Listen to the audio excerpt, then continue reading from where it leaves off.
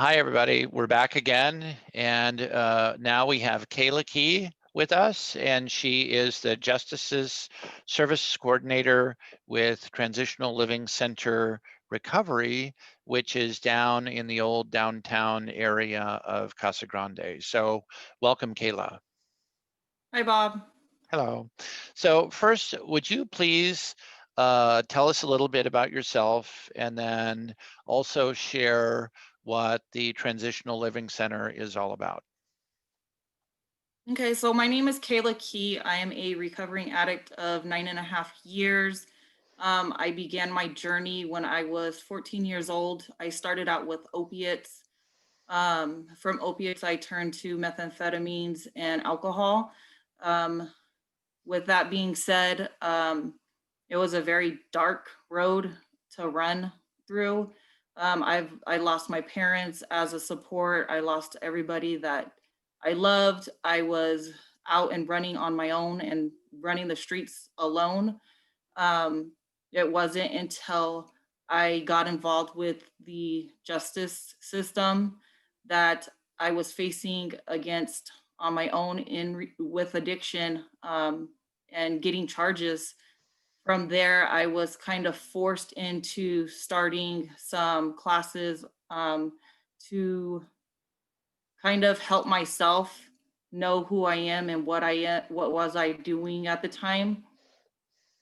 Um, with my company, which is Transitional Living Center Recovery, I am now the Justice Services Coordinator, where I am able to help young adults that are currently facing charges of their own in the jail system and walking them through the legal courts and the legal systems that they're facing today. We also serve the homeless and anybody that's in the community as adults that are facing addiction, or mental health disorders. What we do there is we are able to set up a plan with them on what it is that they're struggling with in their own life and how it is that they want their life to become. With that, we also help them in getting them into substance abuse programs, seeing a doctor for psych services. We have housing that's currently at our facility, which is Transitional Community Integration Program, where they are able to live in a stable, sober free living with the support of peers that have been in their own recovery from either substance abuse or mental health disorders. On a day-to-day basis, what these members challenge and face is that we set them with a routine schedule every single day, Monday through Sunday.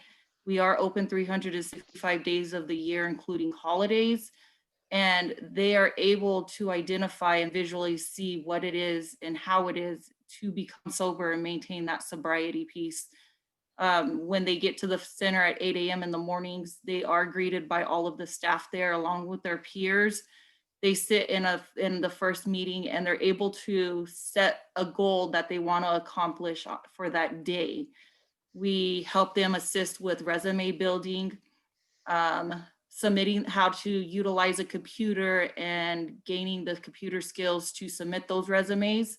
We take them out in the community so that they're able to gain successful employment that they may have never been able to even achieve on their own. We work with them on budgeting skills, how to maintain money while being sober so that they're not back out on the streets and using that income to face addiction again. Um, we help them set up bank accounts with the local banks in the Casa Grande area.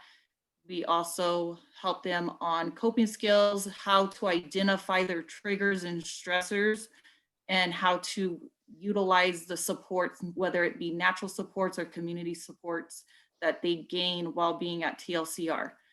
We also serve anywhere from 500 to 600 members a year and getting them the support and services that they may have never known that's been out in the community. And so with that said, it's a challenging that we face every single day starting our recovery. And whether you have 5, 10, 20 years, we still have to work it every single day to maintain that sobriety so we don't fall back into our addiction. So you're really you're kind of like the end of the process of, justice involved and then treatment and recovery, and you're really kind of in the business of helping people rebuild their lives day by day. Yes. Okay. And you said that you serve 500 to 600 people a year. So that's residential treatment. You serve 500 to 600 people a year. And I'm curious, how many of those people are young adults? Like, I think you serve adults, but you serve people that are age 18 to say 24. How many of those 500 or 600 are in that age group? We would serve approximately half of that, which would be around 250 young adults.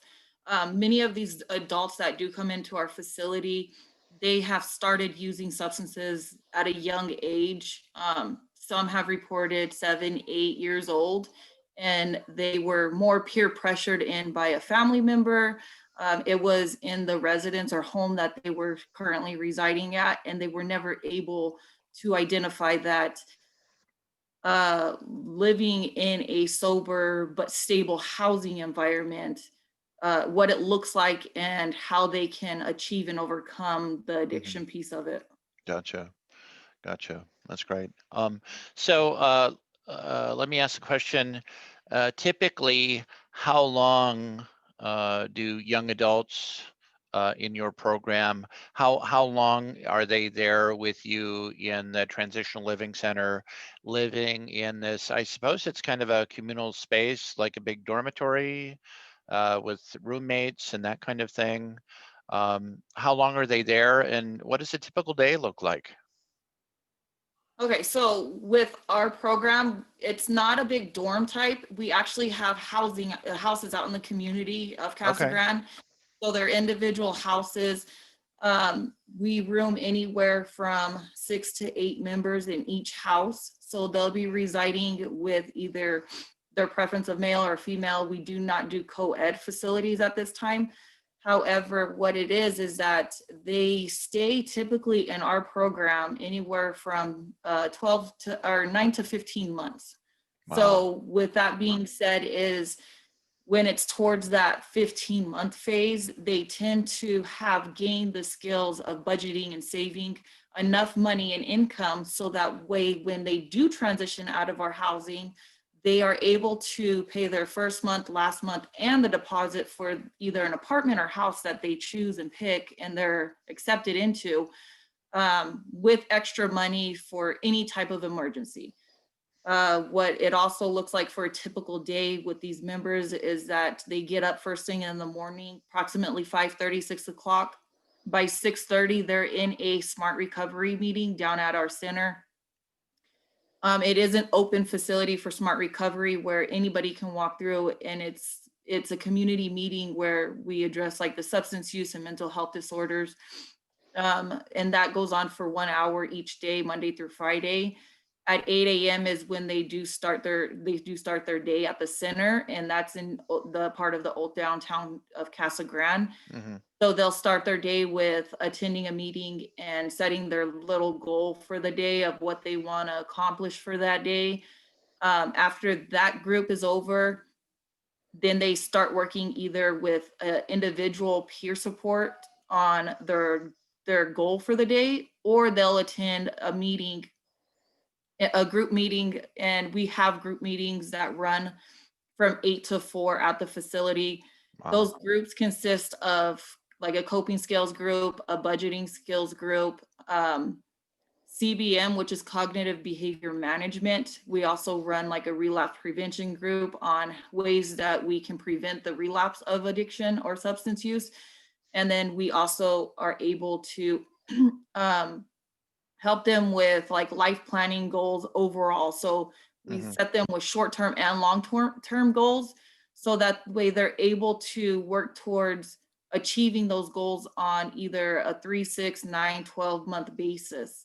Um, We help them with budgeting skills. We also teach them ways that they are able to cook and prepare meals on a healthy basis with the limited options that some may face. So with that being said is that some of them only have a limited amount of nutrition assistance that they get, and we help them build like a little shopping list on ways that they can save the money and what stores are having sales and how to look at those sales so that Mhm. way they can make the food last for long periods of time.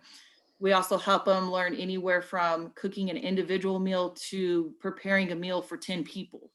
Um, So it sounds like, they hang with you for many months, mhm. and you're doing programming with them pretty much throughout the day.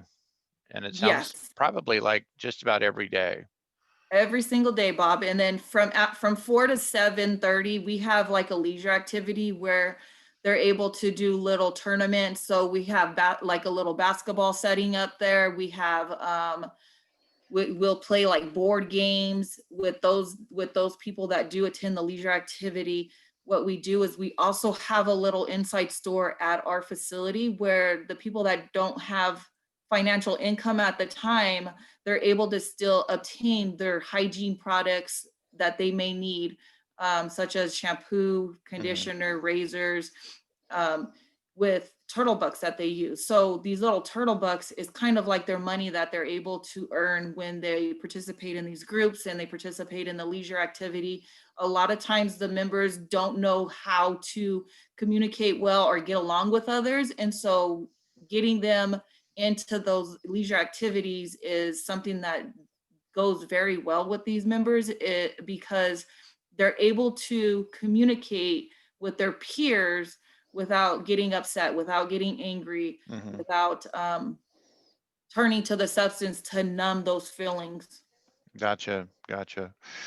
So just in terms of the individuals that you've seen, and it sounds like you've seen a ton of people go through your program.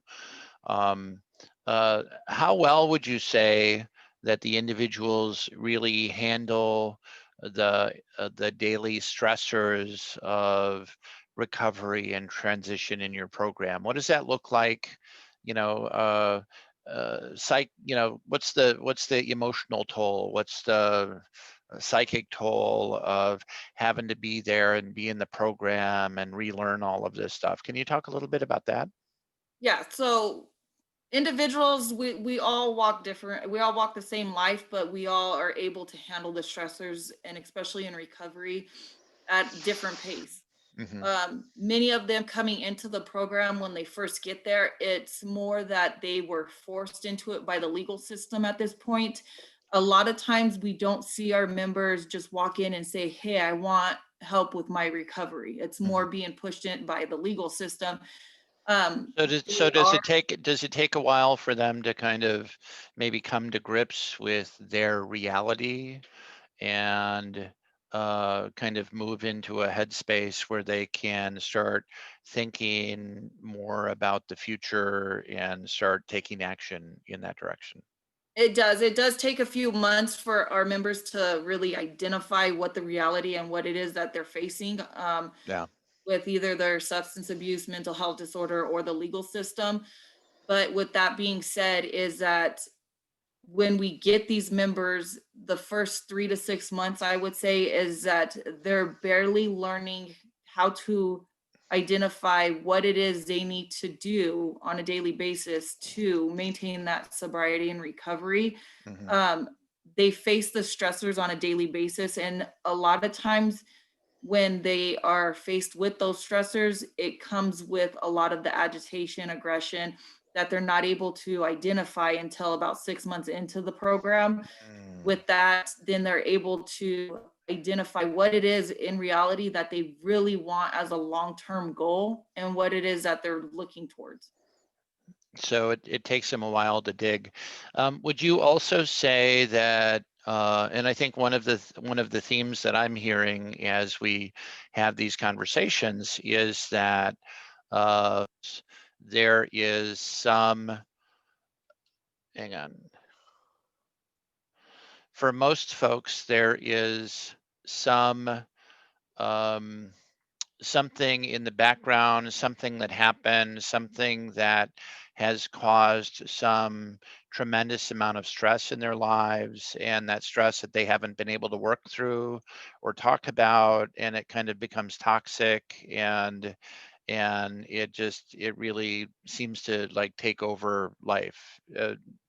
Agree, disagree? Yeah, some of them aren't able to identify what it is, the reasoning why they use substances. They say that they use them to numb the feelings, to get the euphoria, to no longer deal with life as an individual, but they don't realize that at a young age, they were faced with trauma, whether it be mental, physical, emotional.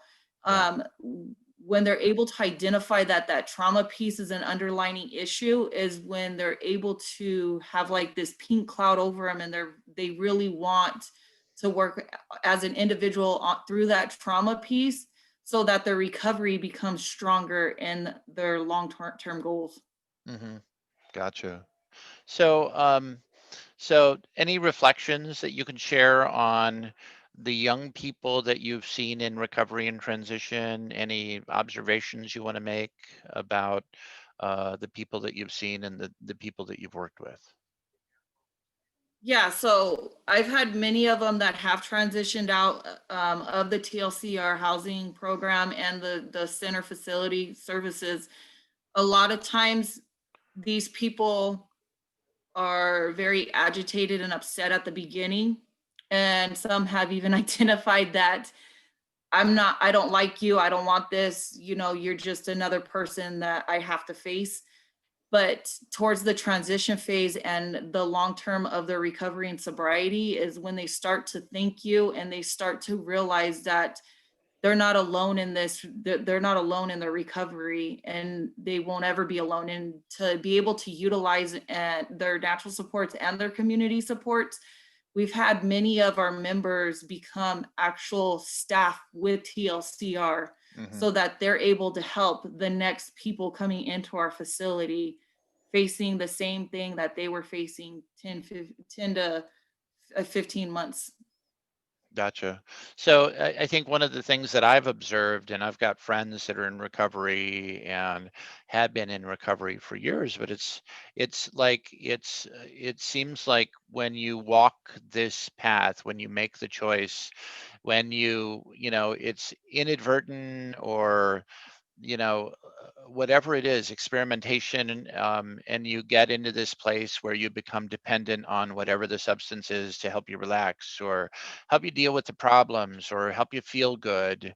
And it turns into addiction, and then justice gets involved, and you walk this road of treatment and recovery. um, it just seems that folks don't always recognize that when they make this choice early on and they start walking this path, that it's a path that they're going to be walking for potentially quite a while and potentially for the rest of their lives. Yeah, so when you become addicted to a substance and you've been diagnosed with a mental health disorder, it's not something that goes away in 5, 10 years. It's something that you have to work on every single day of your life and for the rest of your life, because you never know what you may face in the future that can possibly put you back to your addiction. Hmm. And so with that being said, is that myself today, I work on my recovery. I am able to utilize the tools that I have gained in my recovery that is very strong and supportive. And the most of that being said is that if you are going to start your recovery, just know that it's never going to be an ending piece until throughout your entire lifetime. Hmm. Gotcha. Any final thoughts, any advice you want to share with high school students that are listening to this? I would just say for high school students is that with me starting out at a young age, faced with addiction, and I was in a dark, deep hole, is that you always want to reach out to your parents. You want to reach out to one of your family members that are you're very close with and letting them know what you have been faced with, what substances you may have uh attempted to use or use, just because if you catch yourself at such a young age to addiction, there don't give up that hope. There is hope out there. It's just that you got to learn to not shut people out that are willing to be there, and that are there to love you. It's that you can't you can be faced with the little things of addiction, but in reality, it does turn into bigger things and you face bigger consequences in life. And so, with that being said, is that any high school student that is listening to this, I would just say is that reach out to somebody that you are close with and letting them know that you are addicted to this chemical substance, so that way they can set a plan with you in place on how to get in recovery as soon as you can. And I think I would add to that, and even before substance use happens, if you've got stuff that's going on and you need to talk with somebody, uh, find that person, find that safe relationship, and really clear yourself of that burden. Otherwise, it's something that's going to make you stay stuck in that Longer place. periods of time, yeah. I Yeah. think with high school students also is that we're looking for acceptance all the time. We're looking for somebody that's gonna accept us and for who we are, Hmm. but what happens is that we have such low self-esteem sometimes, or self-confidence, that we don't realize that you have to love yourself and you have to love who you are today to become who you want to be in the future. Yeah. And if you face any little challenge, don't hesitate to not open up and just talk to somebody, because holding those in can cause other stressors of life. Kayla Key, Transitional Living Center Recovery, thank you so much for participating in our panel discussion today. And I think we've learned a lot from you today, and we wish you the very best. Thank you, Bob.